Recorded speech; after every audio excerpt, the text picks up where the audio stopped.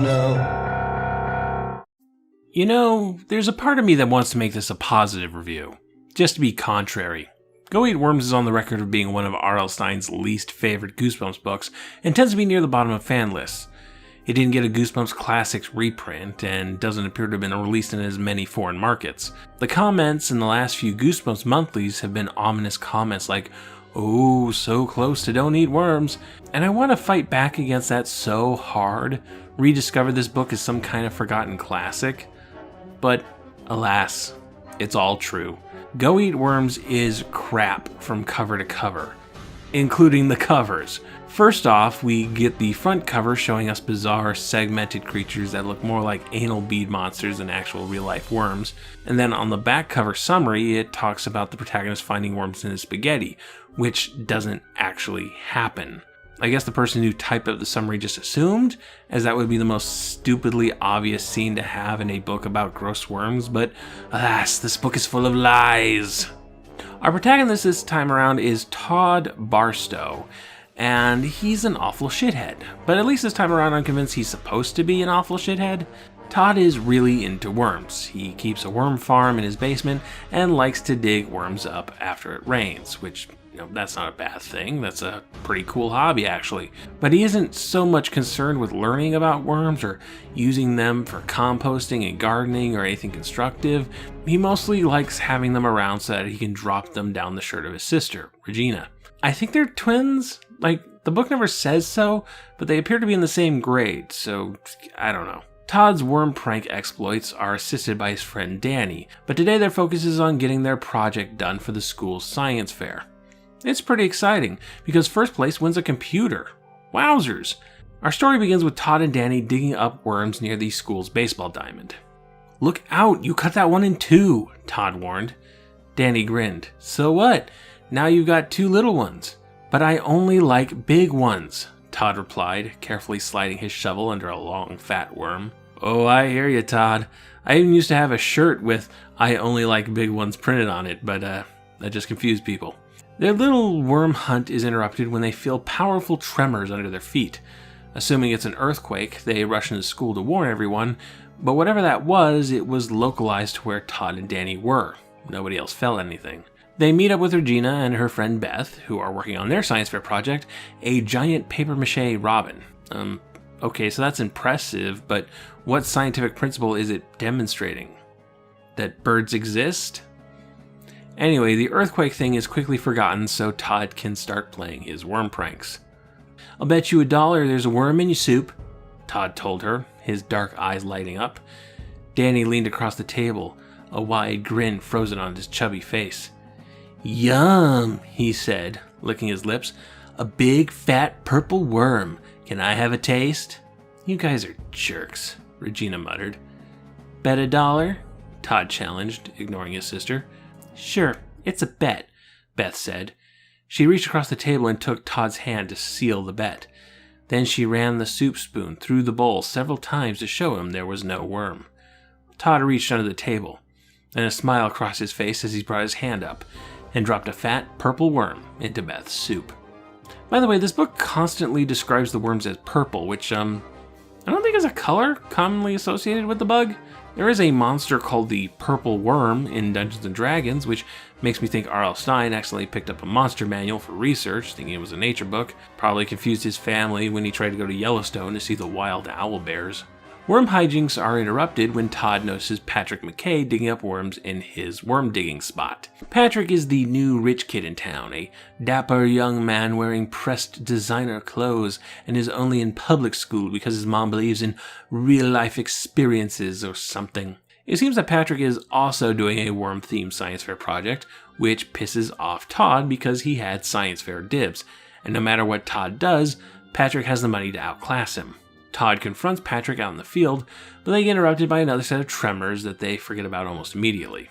Todd really wants to figure out Patrick's science fair projects, and hopes that he can top it or perhaps even sabotage it, but he doesn't know where Patrick lives.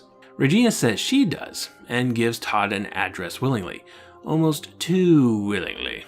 Todd and Danny make their way to the address, but something about the place seems off. Todd glanced around.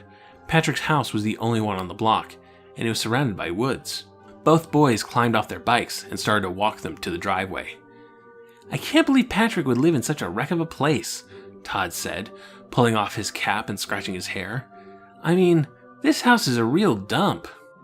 And this is all the description we're going to get of this place. That it's surrounded by trees, and Todd says it's a real dump. The book is effectively dropping in a spooky mansion in the middle of this children's horror book, but can't be bothered to describe it. This is when you give the flourish, Stine.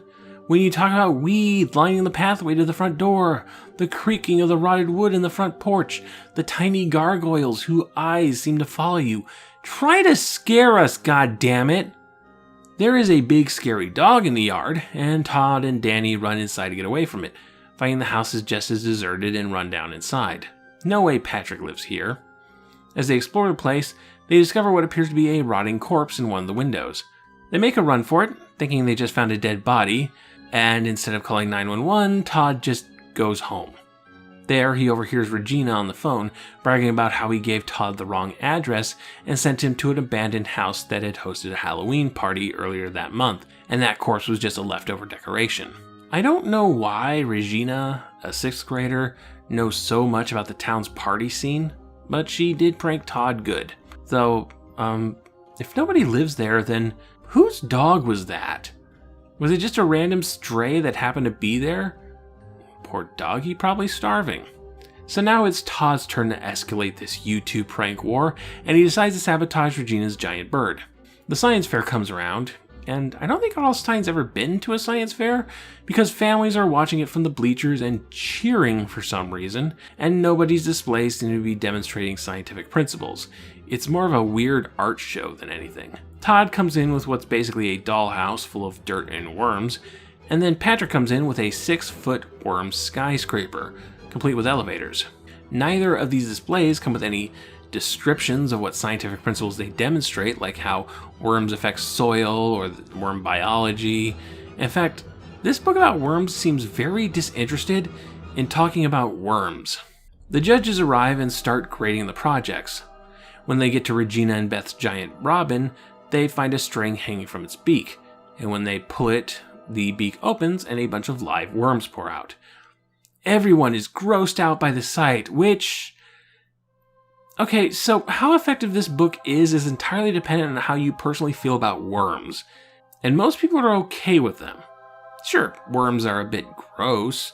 They tend to be wet and covered in dirt. But worms aren't exactly something you associate with horror. Yeah, sure, there's people with legit worm phobias, but worms don't have anywhere close to the stigma that, say, spiders have. Worms are harmless. They don't bite, they're not fast, they don't sneak into your house and hide in hard-to-reach places, they're not poisonous, they're so low on the food chain they may as well be vegetables. And again, they're gross, but they're not like barf-inducing gross, unless you put worms in food, which this book does twice. I really think R.L. Stine overestimated the reaction people have to worms, and so we get every character treating the presence of worms as the worst possible offense. The judges are offended that there are worms in the mouth of this bird display. The crowd in the bleachers all groan in disgust. They put the science fair on hold until the janitor can clean up what have to be 20 worms at most. The world stops for worms. It's nonsense. The judge passes over Todd's display. They don't say anything. They don't ask any questions. But they are clearly impressed with Patrick's skyscraper, which, again, doesn't teach any scientific principles. But neither Patrick nor Todd win. Instead, the prize goes to Dennis and his balloon model of the solar system. This science fair was actually an art show, and they gave the prize to the worst piece of art. Regina approaches Todd and shoves him, sends him spiraling into Patrick's skyscraper, which comes crashing down onto the next display. The heavy wooden glass structure toppled onto the next table with a deafening crash of shattered glass. "No!" a girl screamed. "That's liquids and gases! Look out! It's liquids and gases!" Dirt poured out of the broken skyscraper. Several worms came wriggling out onto the table. As Todd pulled himself to his feet, wild screams filled the gym. "Liquids and gases! What's that smoke? What did they break? Did they break a window? Liquids and gases!" I'm sorry, but this girl who can't stop screaming, "Liquid and gases!" is my new favorite Goosebumps character. This doesn't amount to anything. I thought the chemicals splashing on Patrick's worms might mutate them or something, turn them into monster worms, but instead it's just a weird beat to end the science fair subplot. And it's done. The science fair plot is over with half of the book left. I guess we gotta find a new plot. Back at home, Todd has a confrontation with Regina and Beth because this prank war is down to mutually assured destruction at this point. To gross out the girls, Todd cuts a worm in half because worms are his hobby, but also he doesn't give a fuck about worms. The girls try to convince him that the worms are watching him. They know what he did and they want revenge.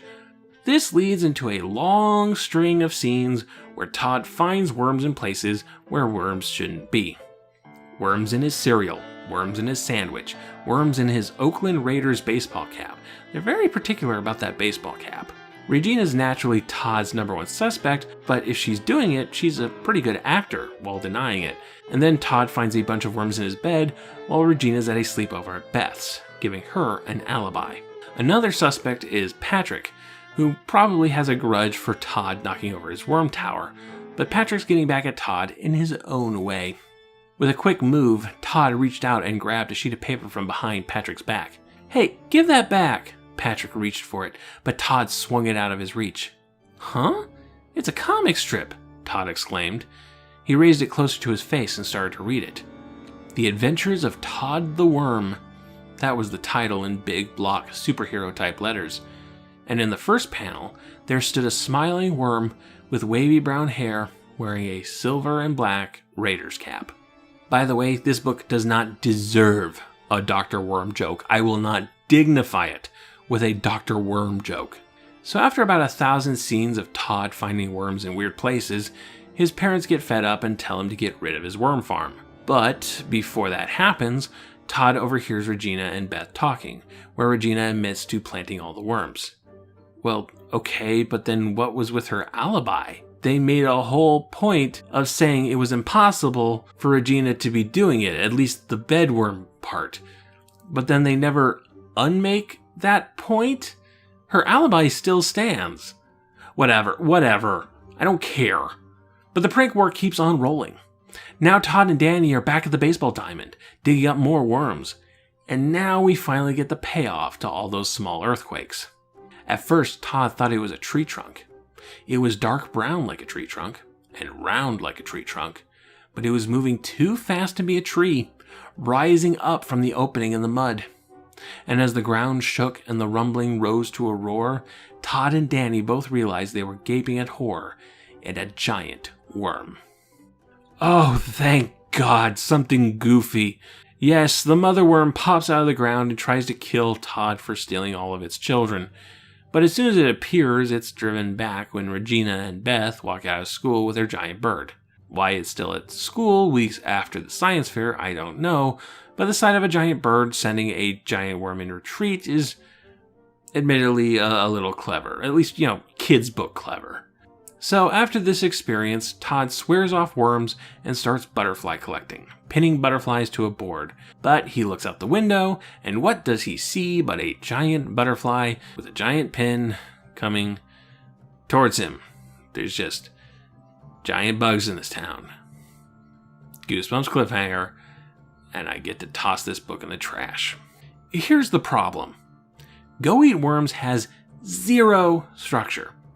Scenes come and go with little connection to each other.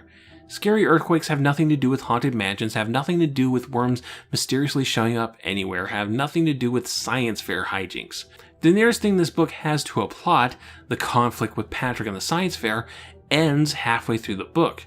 We have setups without payoffs. We have payoffs without setups. Small scenes that go nowhere. A lack of description and atmosphere where it is really needed. And with the exception of one giant worm, every mystery the book has the most boring possible solution. Todd is the most immoral protagonist Goosebumps has had up to this point. He's harming animals, he's terrorizing his sister, he's sneaking on a private property. And that all feels intentional, like he's supposed to learn a lesson or receive some kind of karmic punishment, but it never comes. For all his bad behavior, the only thing Todd learns is that Messing with worms could result in meeting a giant worm, which is not a relevant moral to the readers, as giant worms don't exist. I have rarely felt my time so dutifully wasted by a book. I don't even have a here's how I would rewrite it segment for you guys. This is beyond first draft. This isn't a rough outline of a story. This book feels like R.L. Stine waited until 6 hours before deadline and just hammered out a stream of consciousness. This book sucks. I give Go Eat Worms a 0 out of 10. I am that angry with it that I'm using a real number instead of a jokey joke. Goodbye.